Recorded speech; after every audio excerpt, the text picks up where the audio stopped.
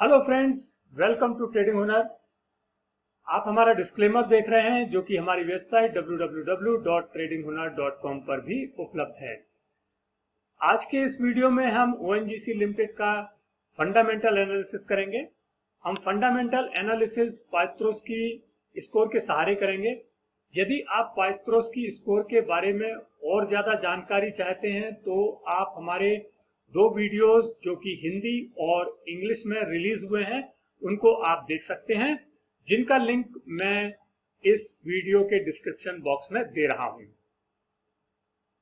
पाइथ्रोस्की score में हम 9 criteria लेते हैं और उसके आधार पर देखते हैं कि उस कंपनी ने कितने क्राइटेरिया को फुलफिल किया है।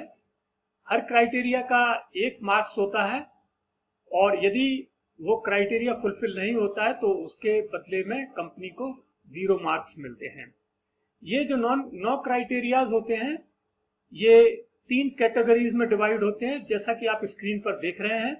प्रॉफिटेबिलिटी में 4 क्राइटेरिया होते हैं, लीवरेज में 3 क्राइटेरिया होते हैं और ऑपरेशनल एफिशिएंसी में 2 क्राइटेरिया होते हैं। इस तरह से आप देखेंगे कि जो 9 क्राइटेरिया हैं उनके आधार पर हम कंपनी का फंडामेंटल एनालिसिस करेंगे। यदि किसी कंपनी का फंडामेंटल एनालिसिस करने के बाद में पाइथ्रोस्की स्कोर यदि 7, 8 और 9 आता है तो वो बहुत अच्छा माना जाता है, और उसके बाद में यदि 4, 5, 6 आता है तो उसको हम एवरेज मानते हैं, और यदि 0, 1, 2, 3 आता है तो वो कंपनी का फंडामेंटल बहुत ही खराब माना जाता है। तो हम देखते हैं कि ONGC का फंडामेंटल एनालिसिस क्या कहता है। हम शुरुआत करते हैं ये वीडियो की। सबसे पहले हम देखेंगे हमारी पहली कैटेगरी प्रॉफिटेबिलिटी, और उसके हम 4 क्राइटेरियाज को लेंगे और देखते हैं। तो यहाँ पर आप देख रहे हैं कि प्रॉफिटेबिलिटी में जो 4 क्राइटेरिया हैं उनको हम बारी बारी से लेंगे। सबसे पहला है पॉजिटिव नेट इनकम, यानी कंपनी की यदि पॉजिटिव नेट इनकम है तो उसको 1 क्राइटेरिया मिलेगा, तो 1 नंबर मिलेगा। तो हम यहाँ पर देख रहे हैं कि ये जो डाटा है मैंने ये moneycontrol.com पर उपलब्ध है, आप इसको चेक कर सकते हैं, वेरीफाई कर सकते हैं। तो यहाँ पर हम देख रहे हैं कि ये जो फर्स्ट कॉलम है ये मार्च 2020 का है और जो दूसरा कॉलम है वो मार्च 2019 का है। हम एनालिसिस कर रहे हैं 2020 का।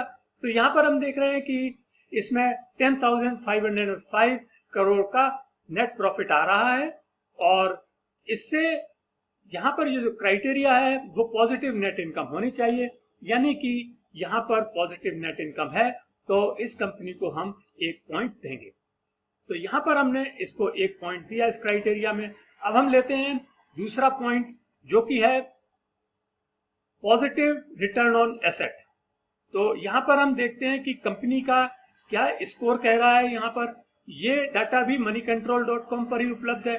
तो आप देखेंगे कि यहाँ पर जो स्कोर आ रहा है कंपनी का वो रिटर्न ऑन एसेट में 2.16 आ रहा है। आप देखें 2.16 आ रहा है 6.15 की जगह। तो यहाँ पर हुआ क्या है कि ये कंपनी का जो नेट प्रॉफिट है, रिटर्न ऑन एसेट है, ये कम हुआ है, तो इसमें हम कंपनी को 0 मार्क्स देंगे, क्योंकि पिछली बार इसके 6.15 थे। पॉजिटिव रिटर्न ऑन एसेट पिछले बार से उसका कम है, तो इसलिए हम उसको 0 मार्क्स देंगे, इसलिए हम यहाँ पर इसको 0 मार्क्स देते हैं।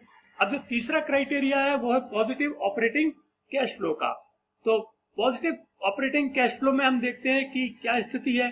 तो यहाँ पर यदि हम फर्स्ट कॉलम में देखेंगे तो इसका जो कैश फ्लो है वो पिछले बार के कैश फ्लो से ज्यादा है। पिछली बार 61,457 करोड़ का था और इस बार 71,634 करोड़ का है, यानी कि ये क्राइटेरिया कंपनी फुलफिल करती है, तो इसको यहाँ पर 1 पॉइंट मिलेगा। तो हम यहाँ पर इसको 1 पॉइंट दे देंगे। अब हम देखेंगे कि cash flow from operations greater than net income, यानी कि जो कैश फ्लो है वो ऑपरेटिंग इनकम से ज्यादा होना चाहिए। तो यहाँ पर हम 2 डॉक्यूमेंट्स देखेंगे। सबसे पहला है कैश फ्लो का। आप इसमें फर्स्ट कॉलम देखेंगे कि ये है 71,634 करोड़ का, ये है कैश फ्लो, जैसा कि आप ये ऊपर देख रहे हैं कैश फ्लो, ठीक है। तो यहाँ पर 71,634 करोड़ का है। और यदि हम यहाँ पर देखते हैं ये इसकी इनकम है, हम इसको पहले भी देख चुके हैं, 10,505 करोड़, यानी कि जो ऑपरेशंस से कैश फ्लो आ रहा है वो ज्यादा है और जो इस क्राइटेरिया को फुलफिल करने के लिए चाहिए, इसलिए यहाँ पर भी कंपनी को हम 1 पॉइंट दे देंगे। तो इस तरह से जो प्रॉफिटेबिलिटी के 4 क्राइटेरिया है उसमें से कंपनी ने 3 क्राइटेरिया को फुलफिल किया है और इसको हम 3 पॉइंट्स दे देते हैं। तो अभी हमने प्रॉफिटेबिलिटी देख ली है, यहाँ पर कंपनी को 3 पॉइंट्स मिले हैं और कंपनी का जो टोटल पाइथ्रोस की स्कोर हो गया है वो हो गया है 3, जैसा कि आप स्क्रीन पर देख रहे हैं। अब हम लेंगे लीवरेज, जो कि दूसरी कैटेगरी है। देखते हैं लीवरेज में क्या है। लीवरेज में 3 क्राइटेरिया है। पहला क्राइटेरिया है lower ratio of long term डेब्ट इन करंट ईयर, यानी कि जो लॉन्ग टर्म डेब्ट है वो कम होना चाहिए पिछले बार की अपेक्षा से। तो यहाँ पर हम देख रहे हैं कि कंपनी का जो डेब्ट टू इक्विटी रेशियो है पिछली बार यानी मार्च 19 में 0.47 था और अब ये बढ़कर के 0.50 हो गया है, यानी कि ये कंडीशन कंपनी ने फुलफिल नहीं की है।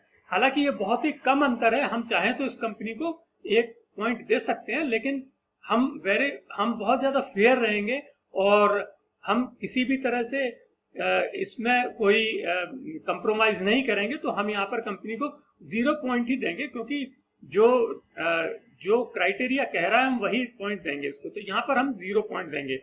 अब हम देखेंगे कि higher current ratio in current year, ये भी एक क्राइटेरिया है, दूसरा क्राइटेरिया है। तो हम देखते हैं यहाँ पर क्या हुआ है। यहाँ पर भी आप देखेंगे कि जो कंपनी का जो करंट रेशियो है वो पिछली बार 0.70 था और इस बार 0.69 है। थोड़ा सा फर्क पड़ा है, थोड़ा सा कम है। हम चाहें तो इसको बराबर मान करके 1 पॉइंट दे सकते हैं, लेकिन मैंने कहा है कि हम बिल्कुल फेयर रहेंगे, तो यहाँ पर भी हम कंपनी को 0 पॉइंट ही दे रहे हैं।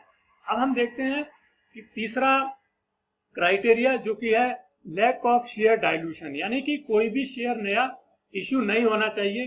तो यहाँ पर यदि हम देखें तो यहाँ पर कोई भी शेयर नया इश्यू नहीं हुआ है और ये कंपनी की बैलेंस शीट से मैंने लिया है। तो आप देखेंगे कि कोई भी इक्विटी शेयर की जो वैल्यू है वो बड़ी नहीं है, तो कोई इक्विटी शेयर नहीं इश्यू हुआ है। तो यहाँ पर कंपनी ने 1 पॉइंट हासिल किया है, क्योंकि ये कंडीशन उसने फुलफिल की है। तो यहाँ पर हम इसको 1 नंबर देते हैं और इस तरह से जो लीवरेज है उसमें कंपनी को 1 मार्क्स मिलता है, यानी कि जो लीवरेज की कैटेगरी है उसमें इसको 1 पॉइंट मिलता है और इस तरह से कंपनी का जो पाइथ्रोस की स्कोर हो जाता है वो हो जाता है 4।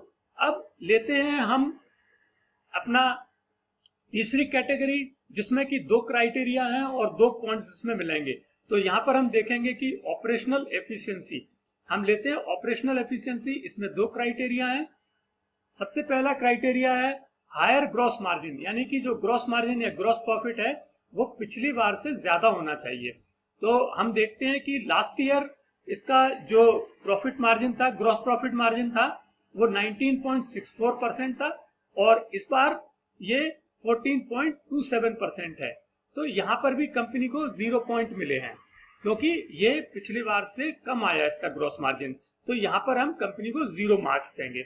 अब हम देखते हैं ऑपरेशनल एफिशिएंसी, यानी कि हायर एसेट टर्नओवर रेशियो क्या कहता है। हायर टर्नओवर एसेट रेशियो, तो हम यहाँ पर जाते हैं टर्नओवर रेशियो में और देखते हैं कि 85 था पिछली बार और इस बार एसेट टर्नओवर रेशियो 84.14 है। तो यहाँ पर ये जो पॉइंट है, मैं यहाँ पर फेयर भी हूँ और इसलिए फेयर हूँ क्योंकि ये जो एसेट टर्नओवर रेशियो, इसका बहुत ज्यादा अमाउंट का मॉनेटरी बहुत ज्यादा फर्क नहीं पड़ता है और ये केवल 0.66 के करीब का अंतर है। इसलिए मैं इसमें यहाँ पर कंपनी को 1 पॉइंट दे करके उसको सेव करना चाहता हूँ। तो यहाँ पर मैंने 1 पॉइंट दिया है, फिर भी मैं इसमें फेयर हूँ। तो यदि हम देखेंगे तो ऑपरेशनल एफिशिएंसी में कंपनी को 1 पॉइंट मिलता है। इस तरह से जो ऑपरेशनल एफिशिएंसी है वहां पर कंपनी को 2 में से 1 पॉइंट मिलता है। इस तरह से जो टोटल पाइथ्रोस की स्कोर है ओएनजीसी लिमिटेड का वो है 5। दोस्तों, आपको ये वीडियो कैसा लगा? यदि आपको वीडियो अच्छा लगा हो तो इसे लाइक कीजिएगा और शेयर कीजिए, और यदि आपने अब तक हमारे चैनल को सब्सक्राइब नहीं किया तो प्लीज हमारे चैनल को सब्सक्राइब कीजिएगा और बेल आइकन को प्रेस कीजिए। आप इसी तरह के वीडियो देखते रहिएगा। हम और भी कंपनीज के बारे में फंडामेंटल एनालिसिस कर रहे हैं।